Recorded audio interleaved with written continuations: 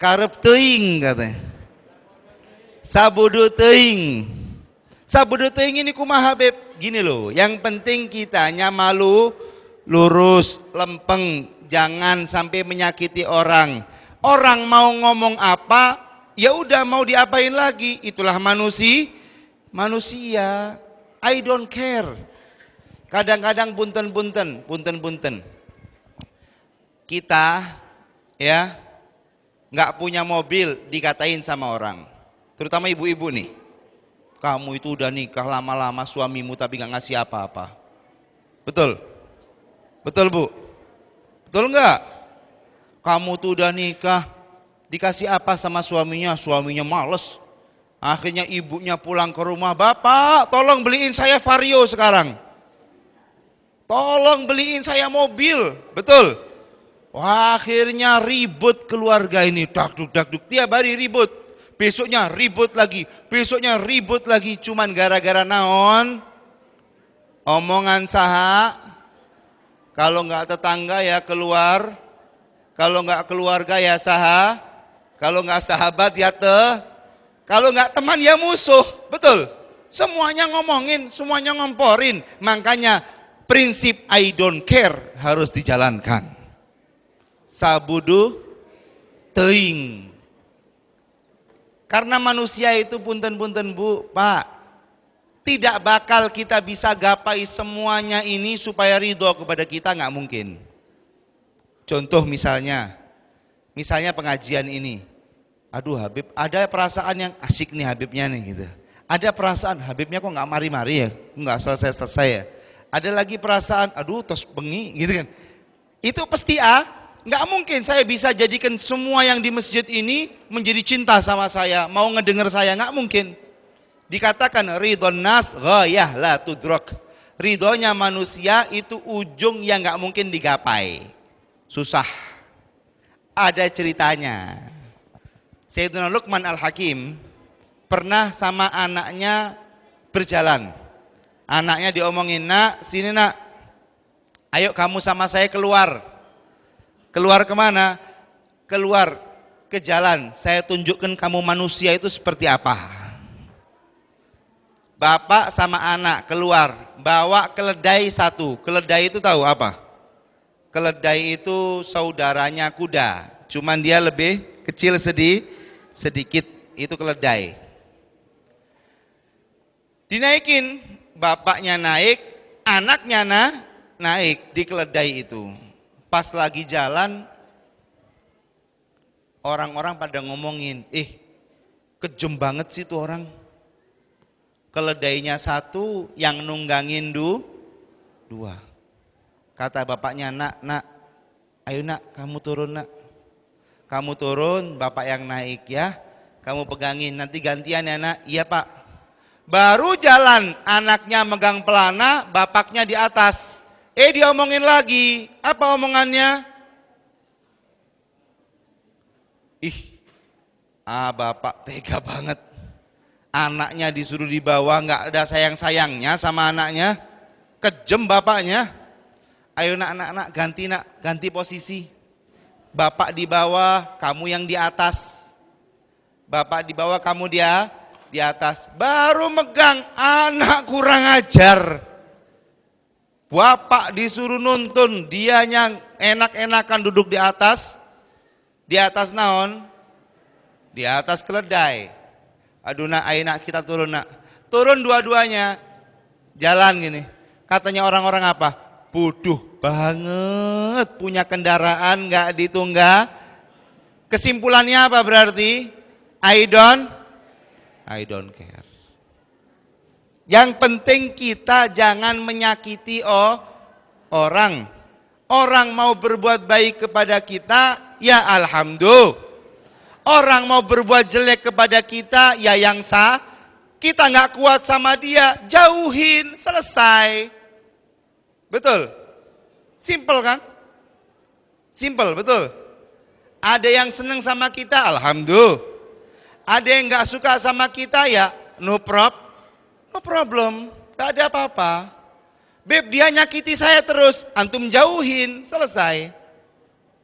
Dia ngedeket, jauhin lagi. beda aja jalan, selesai. Tapi kalau kita ikutin omongannya, waduh, kayak saya pernah, ya, saya nggak punya mobil, akhirnya punya mobil, ya Allah, senengnya saya punya mobil itu, ya. Saat punya mobil, Beb, nggak cocok, masa iya Habibnya gede, mobilnya kecil. Waktu itu saya punya mobilnya itu memang Hyundai Matrix, ya. Saya bilang alhamdulillah dapatnya dari Allah Ta'ala. Kita mah syukur baiklah udah punya mobil, alhamdulillah. Karena saya ya alhamdulillah syukur sama Allah Ta'ala, dapat beberapa minggu diganti sama Allah.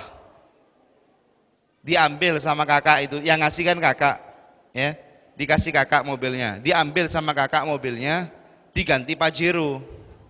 Pajero kan gede itu ya, cocok banget gitu. Akhirnya saya sengaja ke rumahnya tuh Fulan. Loh Beb, mana mobilnya? Di depan, tak bilang. Di mana? Di depan, antum parkirin deh, bisa nggak masukin ke sini, saya bilang gitu. Emang mobil apa katanya? Mobil kecil gitu juga.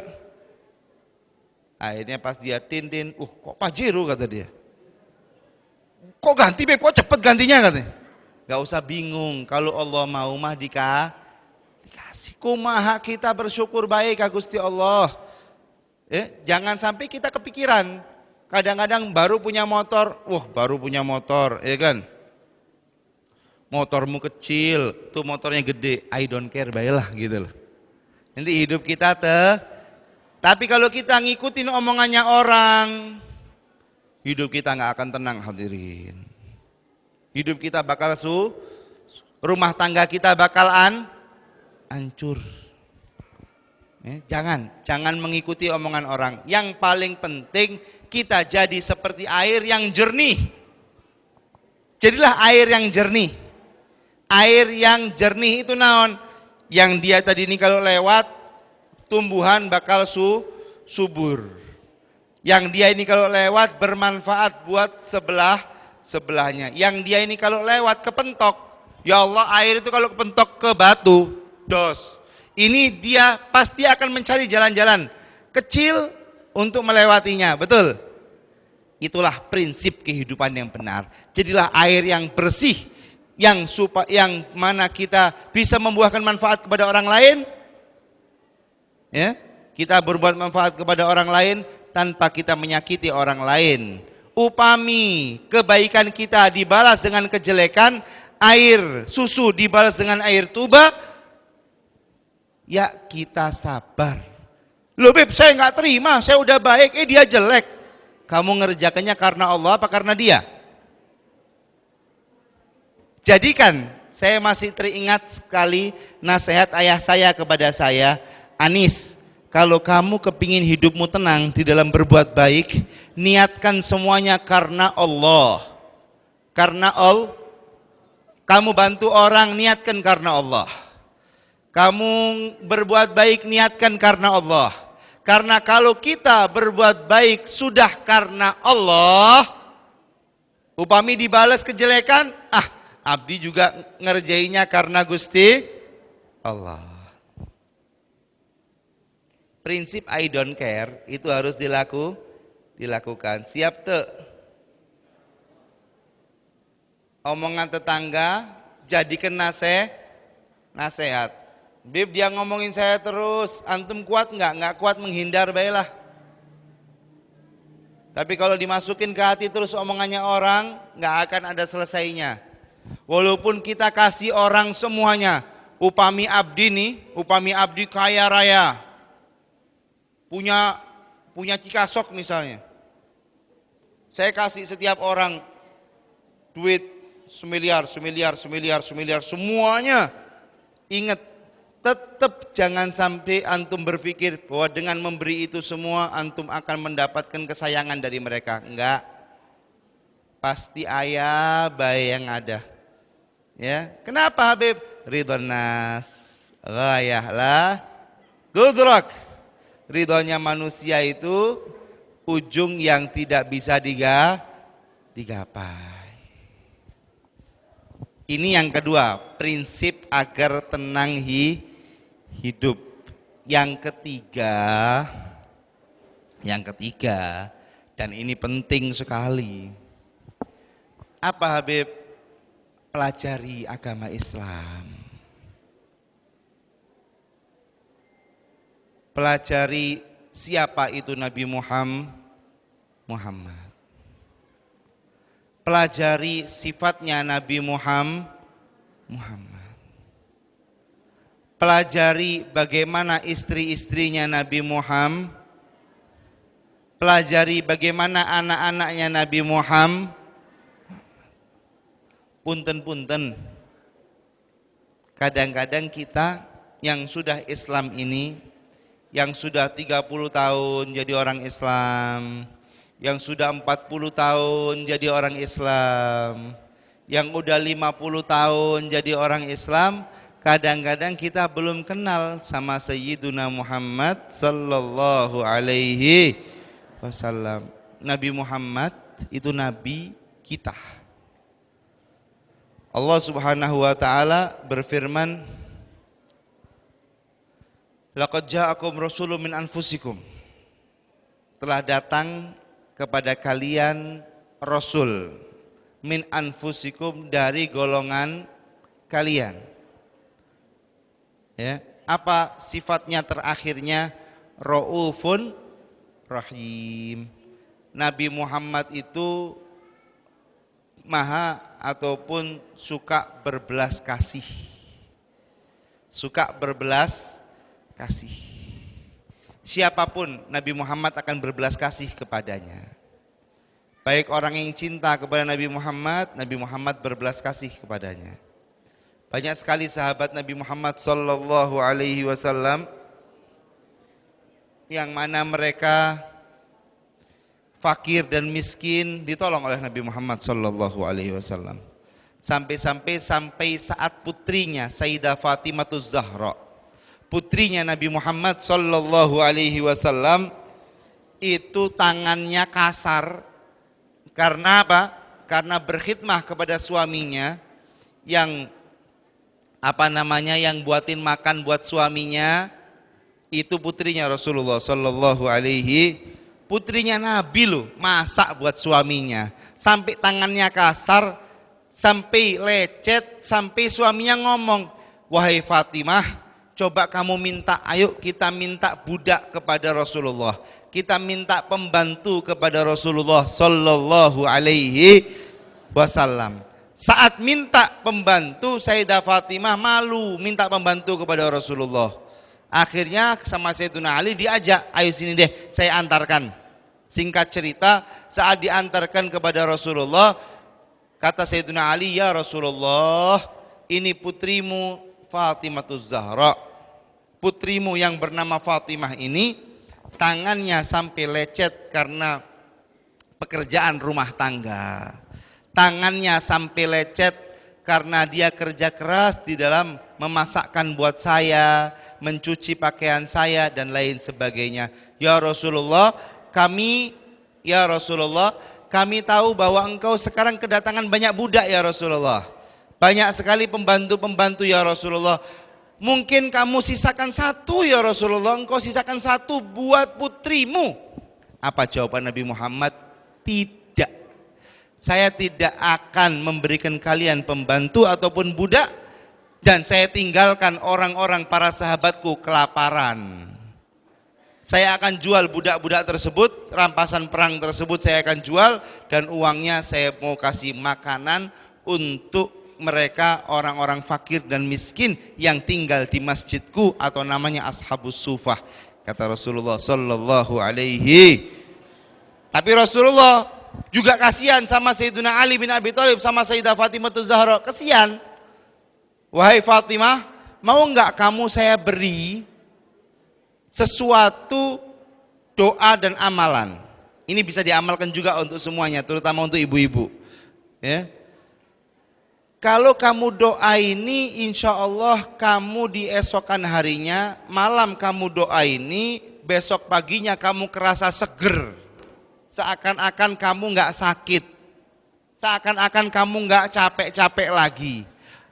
Mau ya Rasulullah, kata Sayyidina Ali bin Abi Thalib dan Fatimah dan Sayyidah Fatimatuz Zahra. Saat beliau mau seperti itu, kata Rasulullah SAW, gampang bu, ayo diamalkan ya. Mau diamalkan tuh. Ini insya Allah kalau diamalkan, malam ngamalkan, paginya seger. Ya, dan saya sudah merasakannya. Ya, saya ngomong ini sudah merasakannya sendiri ketika saya baca doa tersebut sesuai dengan yang dikatakan Nabi Muhammad sallallahu alaihi, seger, bangunnya itu seger sehat gitu. Apa Habib doanya? Gampang. Kata Rasulullah SAW, baca subhanallah 33 kali. Baca alhamdulillah 33 kali dan baca Allahu Akbar 34 kali. Kalau kita membaca tapi dengan khusyuk, bukan subhanallah, bukan. Subhanallah, subhanallah, subhanallah, subhanallah, subhanallah, subhanallah, subhanallah, subhanallah, subhanallah, subhanallah, subhanallah, subhanallah. Ya, 33 kali. Alhamdulillah, alhamdulillah, alhamdulillah, alhamdulillah, alhamdulillah, alhamdulillah, alhamdulillah, alhamdulillah. 33 kali Allahu Akbar, Allahu Akbar, Allahu Akbar, Allahu Akbar, Allahu Akbar, Allah. 34 kali. Insya Allah kalau kita amalkan itu sebelum tidur, bangun tidurnya kita akan merasa seger hadirin. Dikatakan oleh Sayyidina Ali bin Abi Thalib bahwa saya sama sekali belum pernah meninggalkannya. Walaupun saya di perang Siffin, katanya beliau. Subhanallah. Diamalkan ya. Insya amalkan. Betul-betul mujarrab. Betul-betul mujarrab. Betul-betul mujarrab. Ingat omongan saya baik-baik. Karena saya sudah mengamalkannya. Kadang-kadang punten-punten suka kecapean ya. Belum selesai udah ketiduran. Bangunnya aduh. Bangun tambah capek. Tapi subhanallah saat saya sebelum tidur duduk, makanya duduk kayak gini nih duduknya nih. Kayak kecapean kayaknya udah. Duduk sebelum tidur itu duduk dulu. Baca subhanallah, subhanallah, subhanallah 33 kali. Baru kita tidur insya Allah hadirin dan hadirat yang dimuliakan oleh Allah Subhanahu wa taala. Saya yakin apa yang dikatakan Nabi Muhammad, beliau tidak berkata yang sia-sia, tapi beliau berkata yang sebenar-benarnya, dan saya sudah lakukan itu, kelihatan segar. Ya, tidak usah. Nanti saya berdiri lagi bentar lagi pas doa. Ya, seger insya Allah. Nabi Muhammad berbelas kasih kepada orang lain, kepada keluarganya. Nabi Muhammad SAW diriwayatkan ada ngasih makan orang Yahudi buta. Ya, ada orang Yahudi buta, nggak bisa ngomong, nggak bisa ngelihat. Di pojokan kota Madinah. Rasulullah nggak tega, kesian.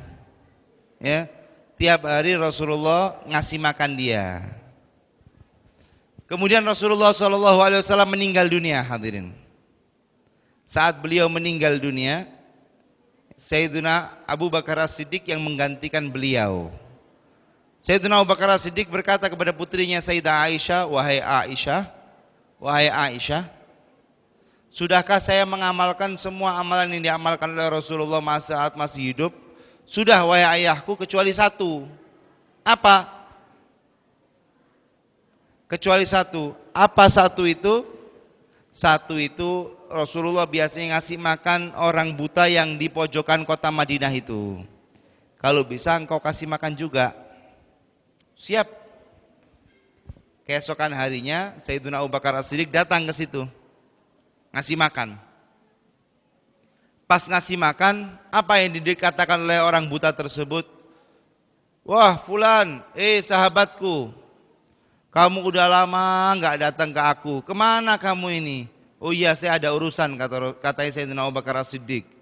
Wahai sahabatku, Ini sekarang Muhammad mulai macam-macam.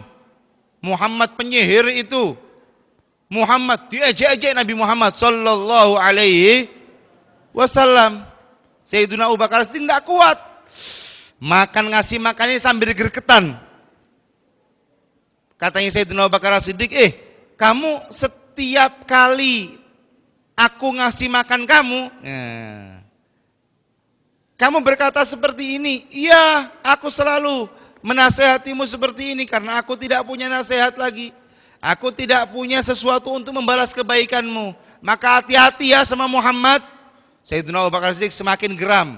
Tidak kuat Sayyidina Abu Bakar Siddiq sampai berlaku kasar. Ketika berlaku kasar, orang buta tersebut merasa, kayaknya kamu bukan sahabatku yang setiap hari memberi makan kepadaku.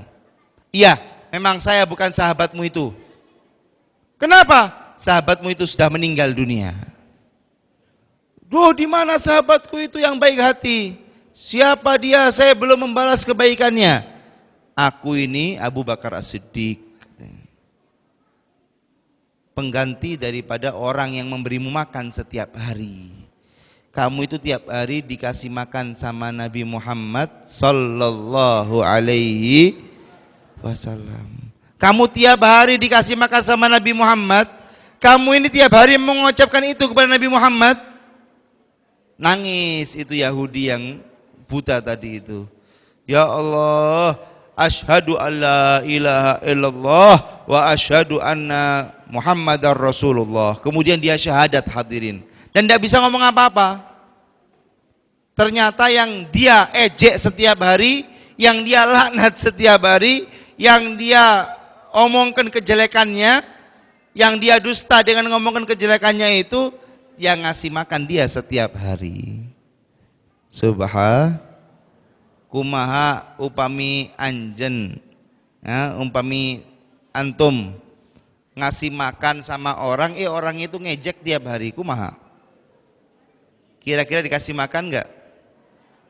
Kalau perlu makanannya ini dilem, betul. Tapi Nabi Muhammad sallallahu alaihi wasallam berbelas kasih hadirin. Masya Allah.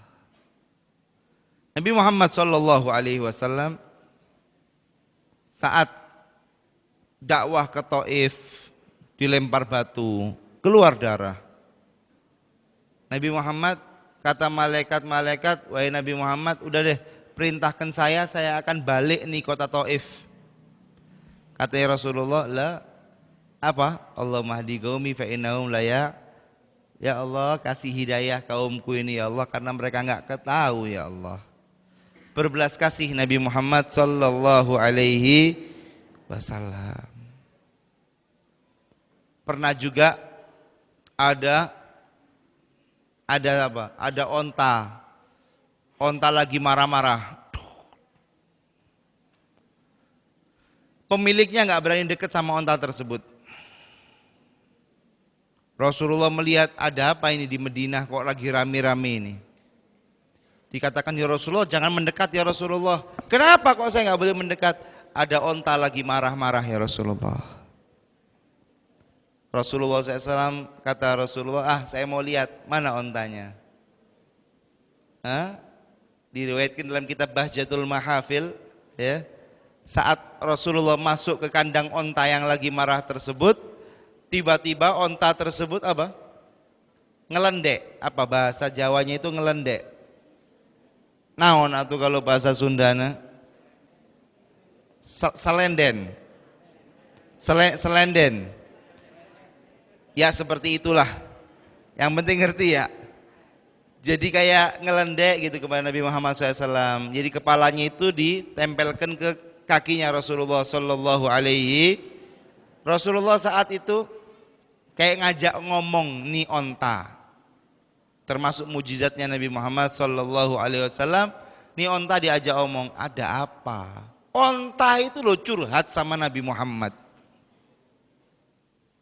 Setelah didengarkan sama Rasul, siapa pemilik onta ini? Kata Rasulullah Sallallahu Alaihi. Saya ya Rasul. Ada satu sahabat Nabi Muhammad, saya lupa namanya. Kata Rasulullah SAW, ini onta ngeluh banyak kerja, makannya dikasih sedikit katanya. Makanya kamu kalau ngasih makanan kepada dia, ngasih kerjaan kepada dia, sesuaikan dengan makanan. Kalau makanannya banyak, ya kerjanya banyak teu naon-naon. Tapi kalau makannya sedikit, ya jangan banyak Kata Rasulullah, katanya sahabat tersebut, ya Rasulullah, dari sekarang ya Rasul, saya akan kasih makan banyak dia ya Rasul. Dan bahkan ya Rasulullah, udah deh, nggak usah dipakai kerja, bikin malu aja sama saya kepada Rasulullah Sallallahu Alaihi Wasallam. Subhan, belas kasihnya Rasul sampai kepada hewan, hadirin. Sampai kepada hewan. Bahkan, dan saya tutup dengan ini masih kita ngomong belas kasihnya Nabi Muhammad loh ya. Belum ngomong ketawaduan Nabi Muhammad, belum ngomong sabarnya Nabi Muhammad, belum ngomong dermawannya Nabi Muhammad, belum ngomong husnudonnya Nabi Muhammad, belum ngomong perilakunya Nabi Muhammad kepada orang yang baik kepadanya, kepada orang yang buruk kepada belum. Kita masih kenal belas kasihnya Nabi Muhammad, dan yang saya kasih tahu ini cuma sedikit sekali daripada belas kasih yang dimiliki oleh Nabi Muhammad Sallallahu Alaihi Wasallam. Pernah suatu saat Rasulullah Sallallahu Alaihi Wasallam, beliau itu punya pelepah kurma yang dibuat sandaran saat berkhutbah. Para sahabat Nabi Muhammad melihat ini kok banyak tambahan sahabat ini, banyak yang masuk Islam. Akhirnya mereka sepakat mau buatin mimbar buat Rasulullah Sallallahu Alaihi Wasallam. Rasulullah dibuatin mimbar, pelepah kurma yang biasa dibuat sandaran khutbah nggak dipakai lagi sama Rasulullah Sallallahu Alaihi Wasallam, dipindahkan ke belakang Masjid Nabawi di belakang sana. Saat Rasulullah khutbah di atas mimbar, tiba-tiba terdengar suara rengekan, tangisan. Rasulullah diem, berhenti khutbahnya, turun menuju kepada sumber di mana tengekan suara tangisan ini ada, rengekan ini ada. Didengarkan sama Rasul sampai tepat ternyata di pelepah kurma yang biasa dibuat sandaran itu. Ini kisah disebutkan dalam Sahihul Muslim, ya. Di dalam kitab Sahihul Muslim dikatakan Rasulullah SAW akhirnya ngelus-ngelus itu pelepah kurma, dielus sama Rasulullah SAW.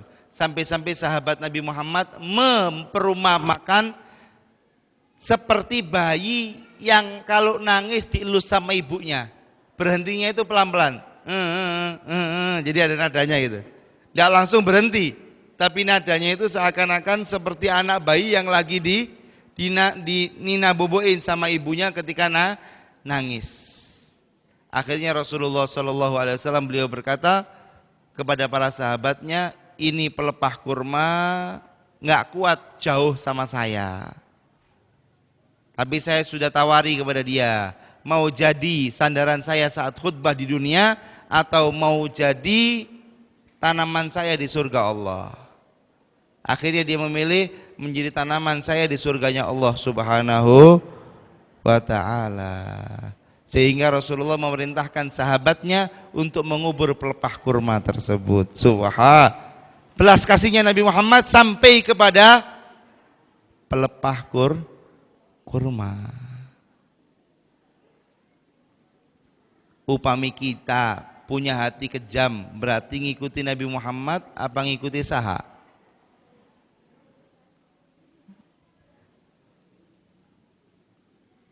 Kita ikuti siapa? Nabi Muhammad Sallallahu Alaihi. Kita harus punya hati berbelas kasih, hadirin. Dan dikatakan oleh Nabi Muhammad SAW, Ar-Rahimuna yarhamuhumur Rahman, irhamu man fil ardi yarhamukum man fis sama. Rasulullah Sallallahu Alaihi Wasallam beliau bersabda, Ar-Rahimuna, orang-orang yang suka berbelas kasih, orang-orang yang suka rahmat, orang-orang yang menebarkan kasih sayang, maka Allah Ar-Rahman yang Maha Pengasih akan berbuat berbelas kasih kepadanya. irhamu, katanya Rasulullah SAW, rahmatilah kalian wahai manusia, orang-orang yang ada di bumi, makhluk-makhluk Allah yang ada di bumi, yarhamukum man fis sama, maka penduduk langit pun akan berbelas kasih kepadamu. Tips ketiga agar kita hidup tenang, ikuti Sayyiduna Muhammad sallallahu alaihi, pelajari Nabi Muhammad sallallahu alaihi wasallam. Semoga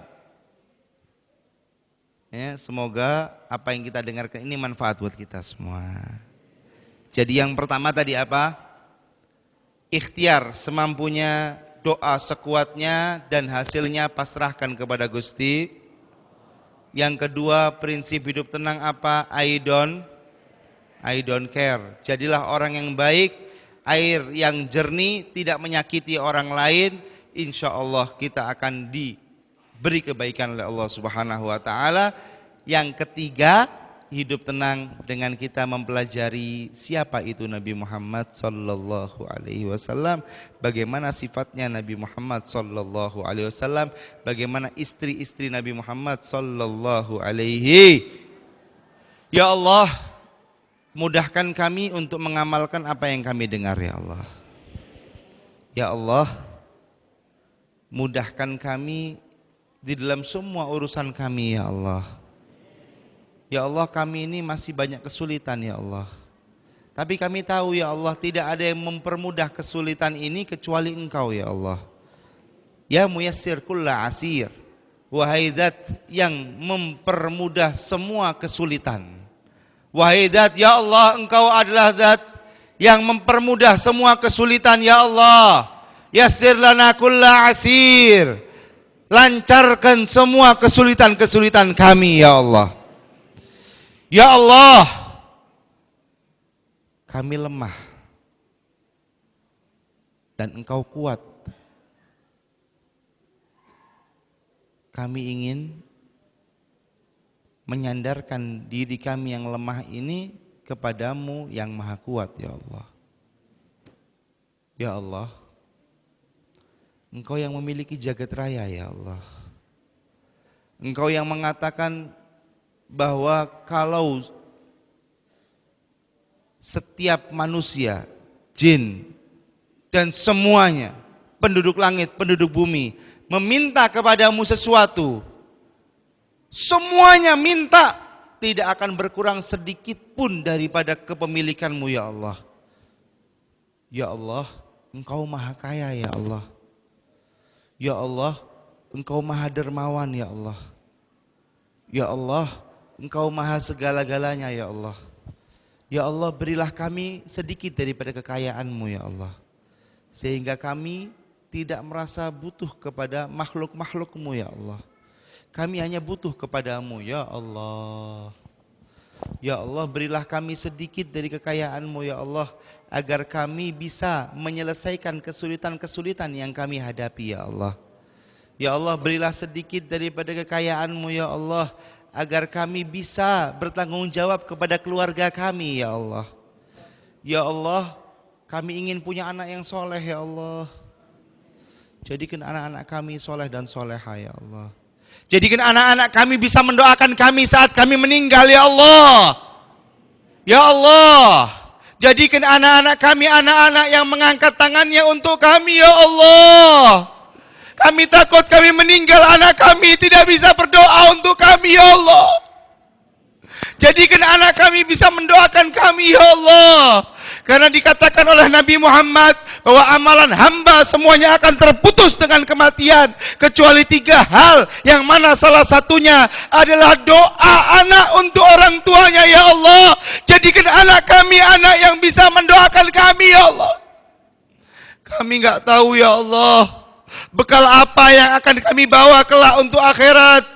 Kami enggak tahu ya Allah bekal apa yang kami bawa untuk kami menghadapi hisab-Mu ya Allah, untuk menghadapi hari pertimbangan, untuk kami menghadapi hari pengadilan-Mu ya Allah. Amal kami masih sedikit ya Allah. Amal kami masih enggak ada khusyuknya ya Allah.